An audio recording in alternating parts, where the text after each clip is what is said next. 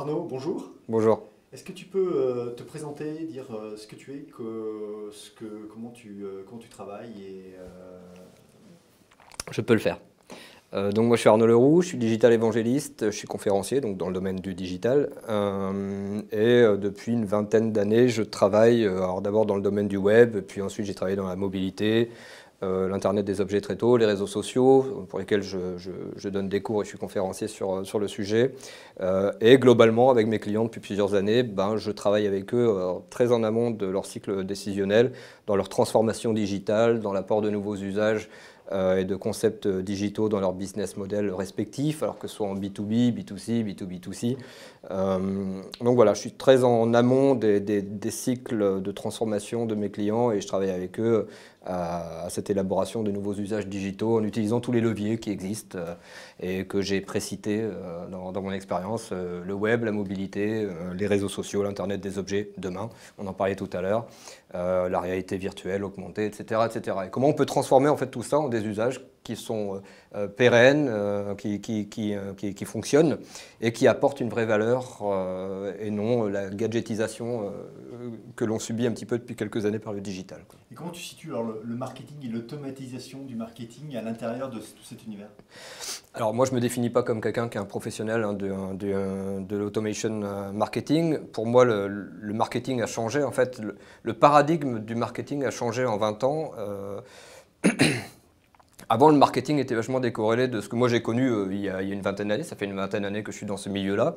Et il y avait ce qu'on appelait l'informatique, puis une révolution numérique, et puis la digitalisation qui d'un seul coup a fait que le marketing s'est retrouvé un peu tout puissant, parce que c'est la volonté première de toutes les marques du monde à un moment donné que de toucher ses clients et la persona des clients qui sont les leurs, et que le marketing en est l'outil premier. Et d'un seul coup, le marketing s'est retrouvé avec plein d'outils autour de lui, là où avant il était un petit peu à côté et esseulé.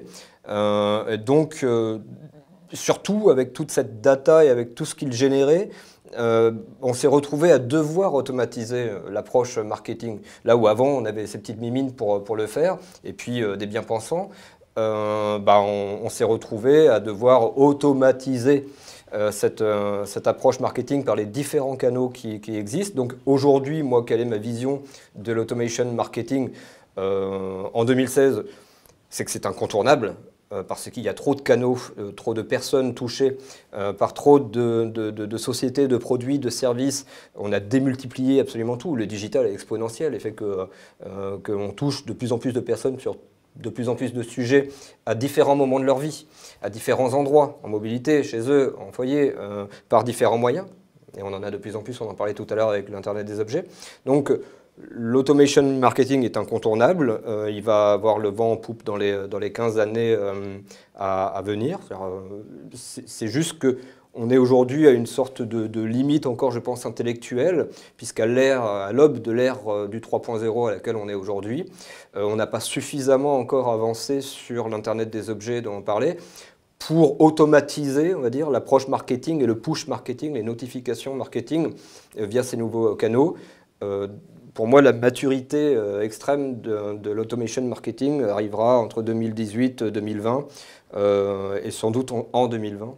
Quand tout le monde sera tellement connecté, l'être humain, l'homme connecté avec un grand H, qu'on ne pourra plus ne pas passer par ces moyens-là, que sont les moyens d'automation marketing, pour le notifier de tout un tas de choses, quoi. Tu nous parles de l'homme augmenté, la data commence à générer de la data, Ouais, on bien parle de sûr. trigger en marketing automation, d'action automatisée.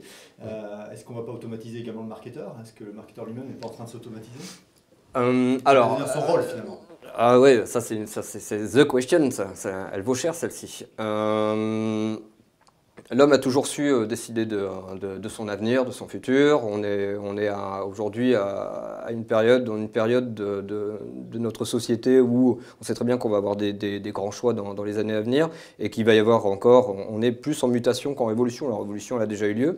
Donc à un moment donné, il y a aussi des métiers qui vont se transformer.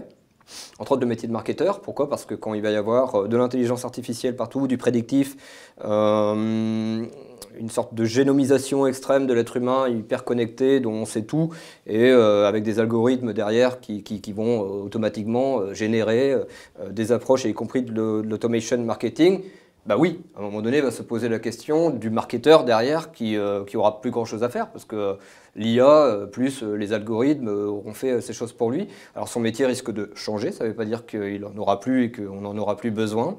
Peut-être sera-t-il celui qui calibrera cette IA. Peut-être sera-t-il celui qui, à un moment donné, fera le lien entre ceux qui n'auront peut-être pas envie d'être pushés comme ça de façon automatique et par des robots ou par des intelligences artificielles et ceux qui auront des produits à vendre. En tout cas, je ne conçois pas le métier de marketeur dans 10 ans tel qu'on le vit encore aujourd'hui.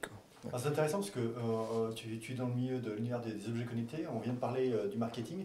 On s'aperçoit que les objets connectés sont inventés par des ingénieurs aujourd'hui dans des grands groupes qui s'intéressent beaucoup à ces sujets-là. Le marketing continue à faire du marketing, travailler la relation client. À quel moment les deux fusionnent et finalement est-ce qu'ils doivent fusionner? Enfin, comment tu vois la séparation entre les deux? Oui, alors enfin, oui, ça va forcément fusionner. En fait, plus qu'une fusion, on entend parler depuis quelque temps d'inbound marketing, d'outbound marketing, de marketing direct, de marketing indirect. Il est clair et net que plus on va avancer dans le temps, et moins on va faire du marketing direct, puisqu'on est dans une société qui automatise, et on est dans une société maillotiste en fait. On fait du maillotisme. C'est-à-dire qu'on plus ça va, et plus on dit aux gens, venez voir chez moi, mais venez voir. C'est un petit peu insidieux ce que l'on fait aujourd'hui. C'est-à-dire que, quelque part, je te connais et donc je te mets à disposition ce que je sais que tu as envie de venir prendre chez moi. Voilà ce que fait le marketing d'aujourd'hui. Donc plus on va avancer dans le temps, et plus on va avoir cette approche maillotiste un peu insidieuse, et je ne le dis pas en mal, parce que c'est dans ce cas-là, la publicité, le marketing depuis toujours l'est. Mais plus on va faire de l'inbound et moins on va faire de l'outbound, plus on va faire du marketing indirect et moins on va faire du marketing direct, et plus effectivement on va fusionner en fait ces approches, sauf que plus on va aussi l'automatiser et le robotiser, robotiser aussi par des IA et puis par des calculateurs, l'algorithmer, et moins on aura besoin de gens pour le faire. Ce marketing direct était quand même un marketing encore très humain.